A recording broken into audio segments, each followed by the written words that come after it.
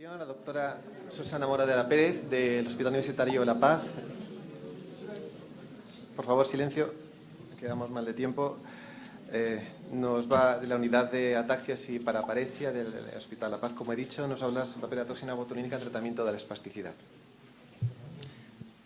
Gracias. Bueno, mientras se abre la presentación, quería agradecer a Francisco Rodríguez, como presidente de la Asociación de Paraparesia Espástica Familiar, su amable invitación a participar en estas jornadas. Para mí es un auténtico placer estar aquí.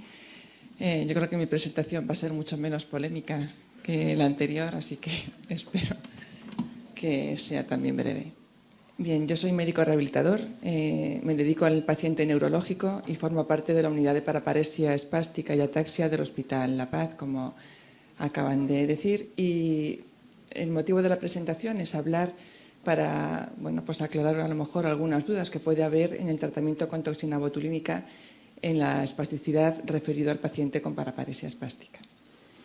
La espasticidad, como ustedes seguramente conocen muy bien, es un aumento del tono muscular que depende de la velocidad. Eso veremos alguna demostración después en algún vídeo, es decir, que se manifiesta cuando el movimiento articular se hace de una manera rápida. La espasticidad es un síntoma, no es una enfermedad. Es un síntoma que forma parte de un síndrome. Llamamos síndrome cuando hay un conjunto de síntomas o de enfermedades que pueden estar producidas por diferentes causas. Es el síndrome de motoneurona superior, del que puede formar parte la paraparesia espástica familiar.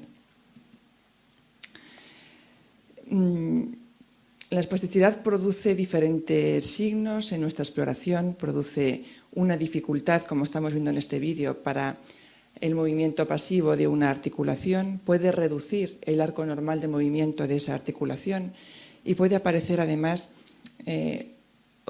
clonus, que son unos movimientos espásticos. Esto es lo que comentaba de la espasticidad, que es velocidad dependiente. Han visto que al principio se movía bien, en el momento que se hace un movimiento más rápido, se nota la resistencia a ese movimiento. Eso es característico de la espasticidad. Esto es el clonus, que es cuando se hace un movimiento rápido, se desencadenan una serie de movimientos rápidos. A nivel de miembros inferiores existen diferentes patrones de espasticidad. Los más frecuentes son a nivel de rodilla y caderas, en los que están implicados diferentes músculos. Cuando se afectan los aductores y se juntan los muslos, se produce esta marcha que llamamos en tijera. Pero también puede afectarse el cuádriceps y lo que se produce es una rodilla en extensión, es decir, cuesta doblar la rodilla para dar el paso. Y a nivel de tobillo y pie se produce la deformidad de la que ya se ha comentado, que es el pie equino o equinovaro, es decir, un pie caído y desviado un poquito hacia adentro. Esto en la paraparesia espástica no siempre aparece, pero puede aparecer y es absolutamente incómodo. Es el pie estriatal, que es una hiperextensión del primer dedo del pie, que puede producir una dificultad o incluso imposibilidad para colocarse un zapato. Los dedos en garra es una espasticidad flexora que encoge esos dedos de los pies y dificultan la forma de caminar. Bueno, ¿cómo evaluamos nosotros en nuestras consultas al paciente con espasticidad? Tenemos que preguntar por diferentes síntomas. Si la espasticidad produce dolor, y para eso utilizamos una escala analógica visual. Tenemos que evaluar el tono de la musculatura, es decir, el grado de contracción que tiene el músculo afectado, y para eso utilizamos diferentes escalas también. Si aparecen espasmos, es decir, no solamente esa rigidez, sino también movimientos involuntarios que aparecen de una manera esporádica o frecuente. Y la dificultad que todo esto produce en el nivel de independencia de cada persona que padece la espasticidad. Es decir, si el grado de espasticidad puede producir una alteración a nivel de las actividades de vida diaria, de las actividades cotidianas. Y siempre que sea posible hacemos análisis de la marcha con más o menos sofisticación. Pero además hay que medir la fuerza. Ustedes conocen perfectamente que hay un equilibrio a veces muy inestable entre la espasticidad y la debilidad muscular y tenemos que intentar diferenciar ambos.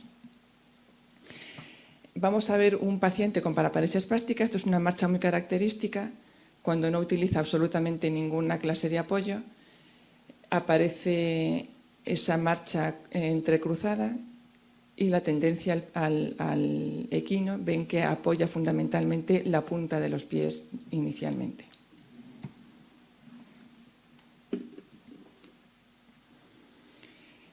Aquí exploramos en la espasticidad tanto de tobillos como de caderas para ver si la aducción de las caderas está limitada o no. Que ven que en este caso cuesta mucho separar las piernas. Esto, si alguno de ustedes tiene este tipo de espasticidad, sabe que dificulta muchas veces no solamente el vestido y desvestido, sino la higiene. Y por eso es un motivo importante de tratamiento. En la paraparesia espástica ya les han explicado las características clínicas. Yo, por supuesto, que no voy a entrar en mucho detalle, pero una cosa que nosotros tenemos que tener en cuenta a la hora del tratamiento es que, aunque se combinan ambos factores, y por eso se llama paraparesia espástica, predomina la espasticidad sobre la debilidad. Y los músculos más frecuentemente afectados que espásticos son los aductores de cadera, es decir, los músculos que aproximan los muslos, y los flexores plantares, los músculos que llevan el pie hacia abajo. Por eso es muy frecuente que aparezca pie equino si no se trata precozmente. Y ello da lugar a una marcha en tijera, como hemos visto, es decir, una marcha de aproximación de las dos piernas, con hiperlordosis lumbar, que eso significa que hay un aumento de la curva lumbar, y además un pie equinovar, es decir, un pie caído y desviado hacia adentro. ¿Qué valoramos en la consulta? Después de una exploración, después de una historia clínica en la que el paciente nos cuenta cómo está, pues tenemos que saber si la espasticidad es molesta. La espasticidad no se trata solo porque exista, se trata cuando molesta al paciente en alguna medida, bien porque produce dolor, bien porque afecta la calidad del sueño, bien porque dificulta la capacidad de caminar. Tenemos que informar que el tratamiento sobre la espasticidad puede provocar un aumento de debilidad. Y eso muchas veces es asumible perfectamente, porque hay veces que la fuerza que un paciente con paraparesia tiene no la puede utilizar porque se lo impide la espasticidad. Entonces hay veces que es perfectamente asumible el perder un poquito de esa fuerza, pero que se pueda utilizar mejor. Antes de tratar, de todas formas, tenemos que saber que los beneficios siempre tienen que ser mayores que los riesgos, por supuesto, y debemos informarles de la posibilidad de efectos adversos. ¿Cómo se trata la espasticidad? Pues existen fármacos por vía oral, el baclofeno por vía oral, que es el Lioresal, Sirdalud, que es la tizanidina, diazepam, que es el Valium. Seguro que muchos de ustedes han sido tratados de alguna de estas formas. Y luego hay tratamientos de otro tipo, tratamientos locales, como es la toxina botulínica, o generales, como es el baclofeno, pero por vía intratecal. Ya les adelanto que los fármacos por vía oral son muy poco eficaces. Y ya entramos en el tema de esta charla, que es la toxina botulínica. Es una molécula que está formada por dos cadenas, una ligera, una pesada, cada una con una función muy específica y unidas por un puente disulfuro. ¿Cómo actúa? Pues esto es muy técnico, pero yo les digo, actúa a nivel de la placa motora, es decir, del sitio donde la neurona manda la información al músculo para que se contraiga. ¿Y cómo actúa? Impidiendo que se liberen las sustancias que provocan esa contracción. Es una denervación química, es decir, no es nada quirúrgico, es simplemente que se evita la liberación de unas sustancias que provocan esa contracción. No afecta ni la formación de estos neurotransmisores ni su almacenamiento. Y además tiene un efecto pasajero en el tiempo, no es acumulativo y dura de una forma variable, depende de cada persona, pero entre 3 y 6 meses, casi siempre más cerca de los 3 que de los 6 meses. Y luego se vuelve a la situación inicial casi siempre. Bueno, este es un vídeo demostrativo de cómo funciona la toxina. Esto sería la placa motora normal. Esto sería la vesícula donde están contenidos esos neurotransmisores, es decir, esas sustancias que, entre otras cosas, van a dar lugar a una contracción del músculo. Entonces, aquí pueden observar cómo esta vesícula que está circulando por dentro de la célula se une a lo que llamamos un receptor de membrana, es decir, a un sitio específicamente diseñado para que se una a ella, y a través de esa unión se liberan esas sustancias y provocan la contracción del músculo. ¿Qué es lo que hace la toxina botulínica? Esto es lo normal, esto es lo que ocurre cada vez que movemos un músculo de nuestro cuerpo. Esta sería una molécula de toxina, una de las que existen en el mercado, con las dos partes que les comentaba, la cadena pesada, la ligera y el puente disulfuro. Dentro de las toxinas hay algunas que tienen proteínas que las recubren y otras que no. Todo esto que aparece alrededor son proteínas que van conduciendo a la molécula de toxina y se aproximan a la placa motora, es decir, se aproximan a la neurona donde teóricamente se tiene que producir la contracción. Y aquí es donde intervienen las dos cadenas, cada una con su papel en este mundo. Inicialmente se desprenden de las proteínas que las recubren una vez que están llegando ya al sitio donde van a actuar, y la cadena pesada de la toxina se une específicamente a un receptor que está en la membrana de esa neurona. Por eso es muy importante que no se separen antes de que ocurra este proceso, porque si no, no entraría en la neurona. La cadena pesada sirve para eso, simplemente para introducir la molécula de la toxina dentro de la neurona. Una vez introducida ya se rompe ese puente disulfuro y es la cadena ligera la que tiene ahora que empezar a trabajar. Esta cadena ligera se dirige al sitio donde se unía previamente la vesícula con los neurotransmisores. Entonces, esta vesícula, la pobre que no sabe nada, pues va a su sitio de trabajar, pero llega la molécula de toxina y rompe parte de esa proteína, con lo cual no puede unirse y no puede liberar ningún neurotransmisor. Y entonces no hay contracción de la musculatura. ¿Qué ocurre a continuación? Pues no se sabe por qué. Al cabo aproximadamente de 4 semanas, esa neurona empieza a emitir unas ramificaciones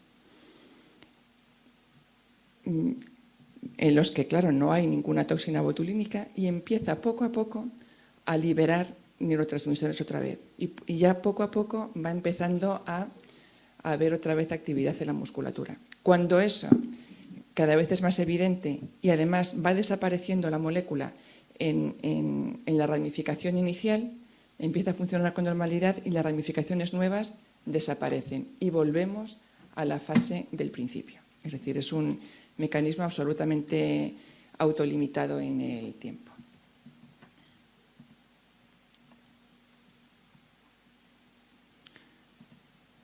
Bueno, estas son las marcas comerciales que existen en nuestro país. Las más utilizadas son la molécula es la toxina botulínica tipo A. Existen 3 preparados comerciales, cada uno se ha comercializado en un momento diferente. Y esta otra, el Miobloc o Neurobloc, es una toxina B muy poco utilizada, está reservada prácticamente para cuando hay anticuerpos antitoxina A, pero es mucho menos eficaz y generalmente se utiliza poquísimo.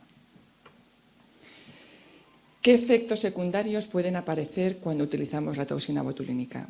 El que más nos preocupa es que difunda a músculos adyacentes, es decir, a músculos próximos, vecinos que no queríamos infiltrar. Para eso es fundamental utilizar una buena técnica de localización muscular, bien con ecografía o con estimulación, para estar seguros de que estamos en el músculo que queremos estar y no en otro. Luego pueden aparecer reacciones cutáneas, como con cualquier método de aguja, dolor en el punto de inyección, bastante tolerable y desde luego absolutamente pasajero. Y dependiendo de la dosis, a mayor dosis, mayor posibilidad de que aparezca este efecto, puede aparecer síntomas pseudogripales, es decir, debilidad muscular, sensación de cansancio, que no suelen durar más de 24 o 48 horas desde el día de la infiltración. La toxina botulínica es un fármaco muy seguro, muy seguro. Dentro, aunque se llame toxina y a veces asuste porque parece que es un veneno, estén tranquilos si su médico especialista les aconseja tratarse con toxina. Se llama toxina porque es una toxina, pero es igual de toxina que las vacunas que ponemos a nuestros hijos, es decir, que también pueden llamarse venenos. Pero se utiliza a dosis tan pequeñas con respecto a la dosis tóxica que realmente es excepcional que pueda provocar un problema importante. Y eso está documentado. Aquí se ha hablado hace muy poco de la evidencia científica y de las publicaciones en revistas asequibles al público científico, a la comunidad científica, y desde luego la toxina está muy documentada, tiene un grado de evidencia muy alto acerca de su seguridad. Cuando les comentaba antes que existía una toxina que la podíamos tener en la recámara por si había anticuerpos antitoxina A, también tengo que decirles que es excepcional, que realmente es un fármaco muy caro porque también se sintetiza de una manera muy precisa y realmente es muy raro que vayan apareciendo anticuerpos antitoxinas, por debajo del 1%. El éxito del tratamiento, como en todo, en medicina, depende de una adecuada selección del paciente, sobre la base de criterios funcionales. Insisto, la espasticidad en sí es un síntoma que no siempre hay que tratar. Solamente lo tratamos cuando consideramos que provoca algún tipo de disconfort al paciente. Tenemos que explorar cuidadosamente al paciente para poder seleccionar también de una manera adecuada los músculos implicados y qué músculos tenemos que infiltrar y qué músculos no debemos infiltrar. Nos tenemos que plantear objetivos realistas. La toxina no es milagroso. La toxina sirve para cosas muy concretas y tenemos que fijar los objetivos y explicarlos bien al paciente o a los cuidadores. Y desde luego, cuanto más precoz sea el comienzo, mejores son los resultados, sobre todo en la infancia. Puede prevenir intervenciones quirúrgicas y en cualquier edad hay que evitar llegar a una contractura fija. Y después hay que programar un tratamiento rehabilitador también realista, encaminado a una mejoría funcional, a mejorar la calidad de vida del paciente o de los cuidadores. Para seleccionar al candidato ideal, desde luego tenemos que valorar sistemáticamente, insisto, a cada paciente. Con toxina solamente tratamos pacientes con espasticidad localizada, elástica, es decir, que permita el movimiento pasivo de la articulación, porque si no el efecto no es terapéutico. Insisto, ya sé que me repito, pero es que es muy importante. Los objetivos tienen que ser realistas y consensuados con el paciente.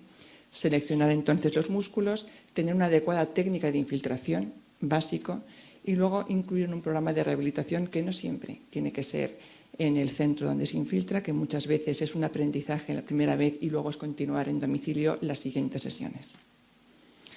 ¿Qué tratamiento nos marcamos después de la infiltración? Pues fundamentalmente aumentar los recorridos pasivos de las articulaciones implicadas en los músculos que se han infiltrado y, si es posible, mejorar la fuerza y la resistencia muscular, que esto puede parecer un contrasentido, ya que la toxina debilita el músculo, pero la espasticidad a veces impide que se utilice esa fuerza y una vez quitada ese exceso de tono podemos aprovechar la fuerza que hay por debajo.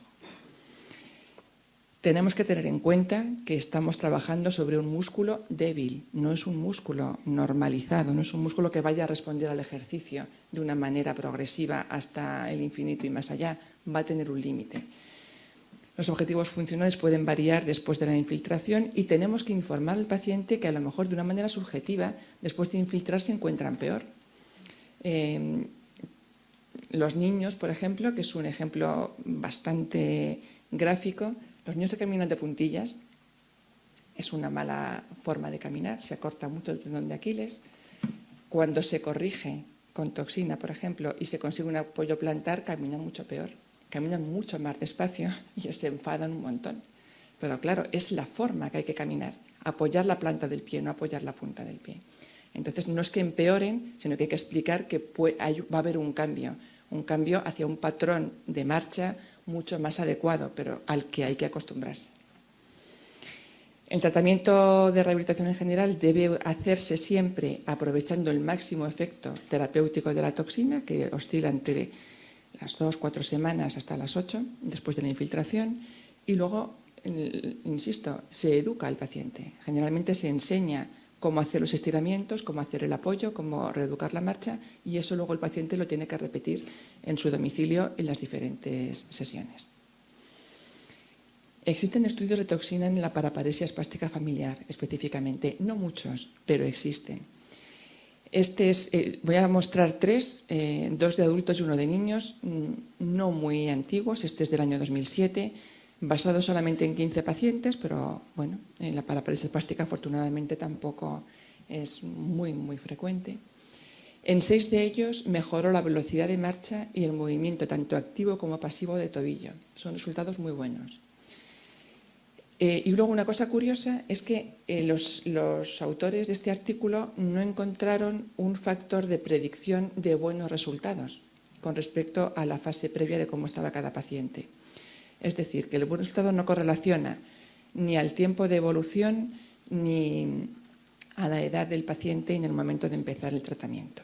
Sin embargo, sí correlacionaba, como es lógico, con la severidad de la espasticidad y, bueno, con el grado de satisfacción del paciente, que eso pues también es razonable.